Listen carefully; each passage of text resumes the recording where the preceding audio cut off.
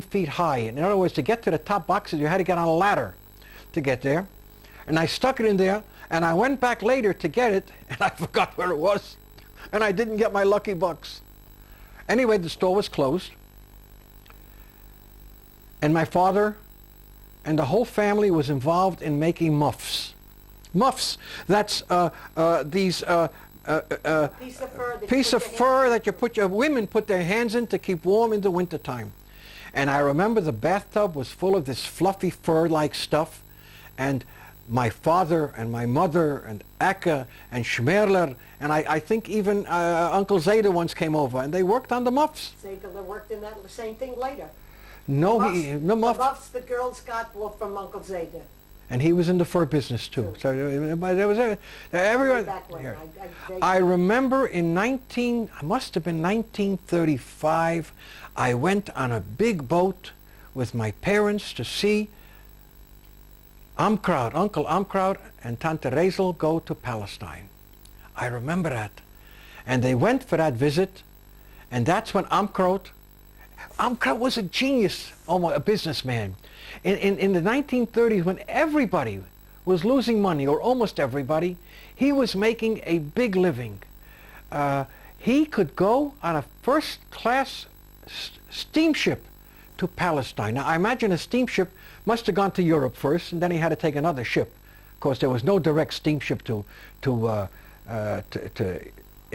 Palestine. Anyway, while there, he bought a migrash of 40 dunam of oranges and 1 dunam in the town of Ra'anana. But that's a separate story. That's just a sideline. In March of 1936, we moved, Art, my mother and father, to Fall River, Massachusetts. My father had already been there a couple of years. He was working as the main shipping clerk for his old friend, Joseph Cromo. He was making at that time, I think, $35 a week. I believe it was 35. Later on, somewhere about the beginning, the late 30s, early 40s, he may have gone up to $50 a week.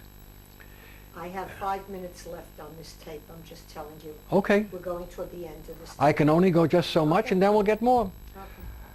Okay. Again, I want to get back this here to my father being a very bright man. He knew many things that even after years I never knew. His Yiddish was crystal clear. I remember we went to Jewish school after our regular classes. What is that Jewish school? Was it an hour or an hour and a half every day? We went, at the first year or two, we went by taxi because it was other part of town. Then when we moved to Shaverson Street, it was walking distance. We went 5 days a week, including Sunday, to Yiddish school, where we learned Yiddish. Writing, reading, not arithmetic, history. And my father's Yiddish, right to the end, was absolutely crystal clear. He knew Yiddish so well that he seldom used a Hebraism. Remember, we're talking, my father was a Yiddishist. He was an absolute Yiddishist. In fact, he was once asked, the editor of the Jewish Freiheit, the communist Yiddish paper, was a very bright man called Novak. Novak was the editor. In order to be the editor of a Yiddish newspaper, you had to be very smart. You had to, any of the papers, you had to be very smart, because you not only had to be in the Jewish world, which was in Israel, in America, in Europe, in the whole world, and you had to be in America. And somebody once asked my father, no, who was smarter, Zhitlovsky? Zhitlovsky was the ideological leader of the Yiddishist movement in Europe and in the world. Or Novak, who was smarter? So my father laughed and said, how can you compare them? Zhitlovsky was much smarter than Novak. We had all kinds of books in the house, Yiddish books mostly. And I remember my father once looking at a book, and he came to a writer in the 10th century, a Spanish writer from Spain, 950, 960, 970. I don't remember the name. And my father looked and he said, look at this. I never heard of him. And he says the name, he says, I don't ever remember hearing him. If you look at it that way, then think of all those that he did know. He played chess, and he was a fairly decent chess player for an amateur.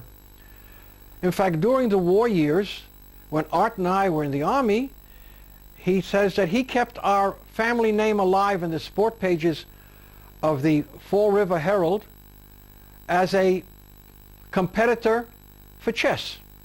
He said this with great pride and with great humor. He was a hot-headed man who always had to work hard to control his temper. My, I wonder where everyone in the family gets that. My mother always said my father was a Cohen. A coin. Cohen is it, but a coin in Yiddish is a coin. And she said, a coin ärgert, wird sich aufgeregt schnell und beit sich überschnell. A coin gets angry quickly and then he gets over it quickly. Well, not exactly. My father and my grandfather, my grandfather